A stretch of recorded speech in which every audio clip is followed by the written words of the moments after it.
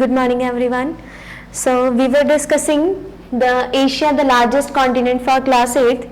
So this is the second part video for climate of Asia. Climate of Asia, can be described through the distribution of rainfall, factors affecting. So firstly we will discuss the distribution of rainfall. If we will talk about the distribution can be considered into three ways. First one, heavy rainfall. Second, moderate rainfall, and the third one is low rainfall.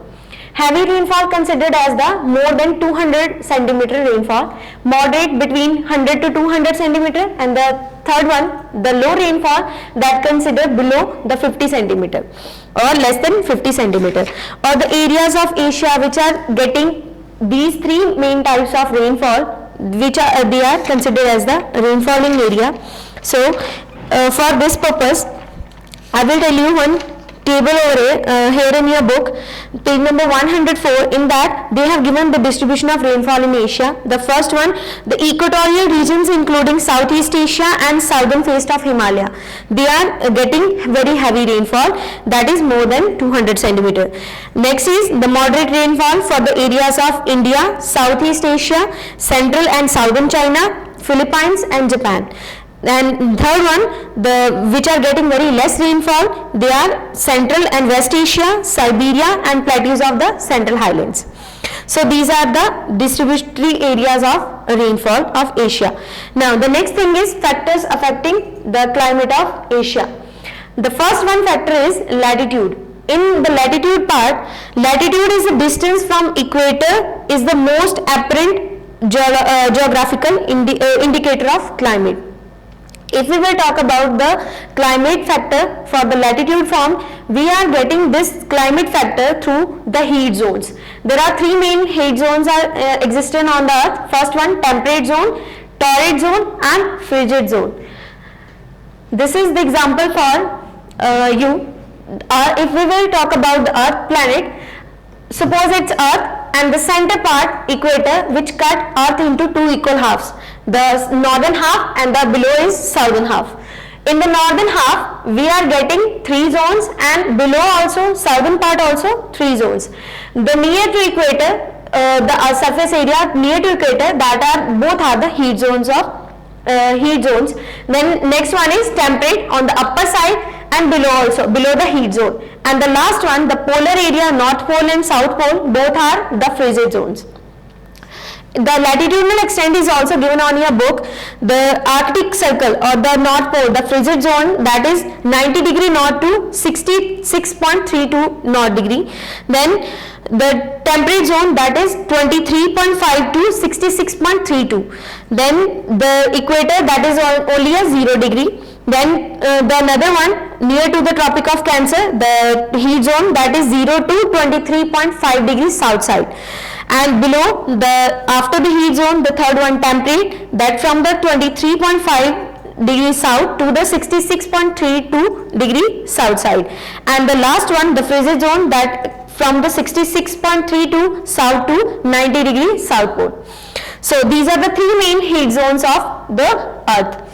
According to that, we are getting the climatic fact on the Asia continent. The areas which are near to the areas of these frigid, temperate or heat zone, they are getting the climate factor. Next is the distance from the sea. When the last longitudinal extent of Asia continent means that the many parts of Asia are at distance from the sea. Therefore, these regions lack the moderating effect of sea. The resulting area which are extreme temperature in the interior areas of the continent, and the places which are away from the sea area, they are experiences the climate due to the moderating influence of sea. The areas which are near to the sea, they are getting the moderate climate. That means not much heat, not much cold. But those are the areas which are away from sea, they are have seasonal changes. Now the physical features. Physical features include the physical features of physical areas of impact of climate, but does not influence climate in the same manner or the sea distance.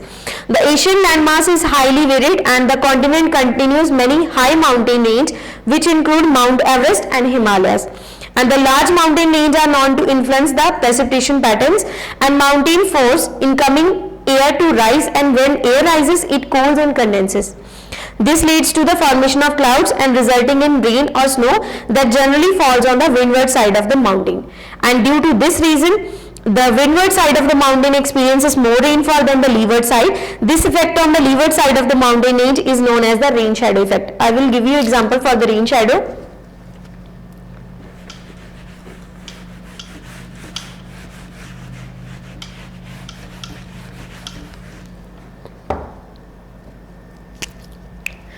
Okay. Suppose this is a mountain, and if we will talk about the windward side and leeward side, the windward side of the mountain experiences more rainfall than the leeward side. The area, if winds are touching this part of mountain, and with the obstacle of mountain, the clouds are forming the rain over in this side, that is the windward side, an area which is to the outer side, that is the leeward side. So this area becomes a rain shadow area because the winds which are trapping rain or clouds, they are shedding their moisture in this part, the windward side, and leeward side becomes dry all over in the climatic form. Now the next thing is winds. The moisture is the seasonal change in the direction of the prevailing or the strongest wind of the region, and monsoon winds always blow from the cold to warm region, and the summer monsoon and winter monsoon determine the climate for the most of the South and Southeast Asia, and these winds change direction with the change of seasons. And south monsoon is associated with heavy rainfall. It usually happens between April and September. On the other side, the summer monsoon brings a humid climate and torrential rainfall to the areas. The next is Indian Ocean's winter rainfall, which lasts from October to April and is very less known than its rainy summer equivalent. And winter monsoons are less powerful than summer monsoon in Southeast Asia. Now next thing is ocean currents. Ocean currents are much like conveyor belt and transporting warm water and precipitation from the equator towards the pole and cold water from the poles back to the tropics. And it currents regulate global climate, helping to the counteract the uneven distribution of solar radiation reaching Earth's surface. Asian climate is affected by two ocean currents. First one Oyasia current and second one Kuroshio currents. Oyasia current is a cold current which flows from the Arctic Ocean to the south side. Then the next one is Oyasia current affect the climate of eastern Russia. Kuroshio current is also known as a black current or the Japan current. Oyasia current is a cold current and the Kuroshio current is also a cold current but as a black current for the Japan current. It flowing from the coral reef of Japan are sustained due to the warm water of the Kuroshio current.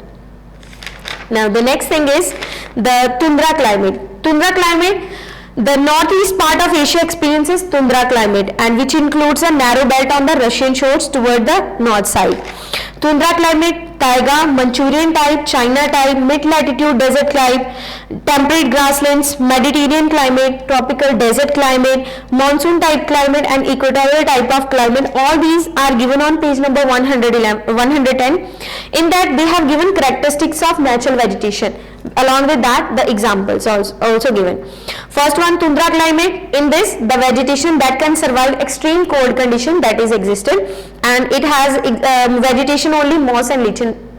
Then in taiga, coniferous evergreen trees are found, tall straight trunks with sloping branches, needle-like leaves to reduce transpiration. In this type of climate, fir, spruce, pine and cedar type of vegetation you will get. Manchurian type, coniferous trees with the planes used for growing crops. China type, mixed forest with evergreen trees, bamboo, magnolia, camphor and oak trees are found. Mid-latitude desert type, thorny bushes and short grasses are also found.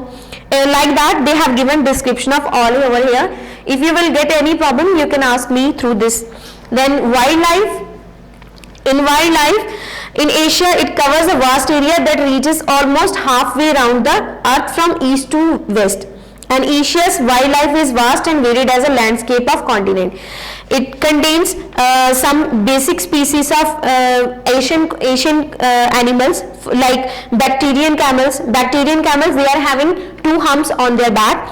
The picture is given on your book. Next is Bengal tiger. Bengal tiger is also known as a Royal Bengal tiger or the Indian tiger, which subspecies with the largest population. It is a mammal with thick legs, strong teeth and jaws and coat with a characteristic coloration pattern. Next, ibex. Ibex is a wild goat that live in the mountainous region and found in the Central Asia only. Next is the golden eagle. Golden eagle picture. All those pictures are given in this book. You can see. Now the golden eagle, it is found throughout the northern hemisphere, and it can be found in Europe, North America and Asia too. These are the dark brown and lighter golden brown plumage on the heads and necks. Then the next is barking deer. Barking deer is also known as the muntjacs or the Mustiani deer. They are also called the barking deer due to the sound they produce when in danger. Barking sound they are producing when they are facing danger condition. Next, Javan rhinoceros. These are the probably large mammal on the planet. Only 63 left in the wild. Next is the Komodo dragon. Komodo dragon is a monitor lizard that found in the Indonesian islands of Komodo, Rinca, Flores, Gili, Mutang and Padar. Next is Simang gibbon. Simang gibbon is a arboreal black-furred gibbon native to the forest of Malaysia, Thailand and Sumatra. Next, Indian cobra, which is a venomous snake native to the Middle East and India, China and Bangladesh and Indonesia. Then the last species is Japanese macaw. Japanese macaw, it is a medium-sized monkey found in the variety of different habitats throughout the Japan. So all these species are given over here. One activity is given on the same page number 114, that is to find out 2 other wildlife species that are native to the continent of Asia. You have to find out and give me the name of those animals through comment. I hope you understood this chapter. Thank you.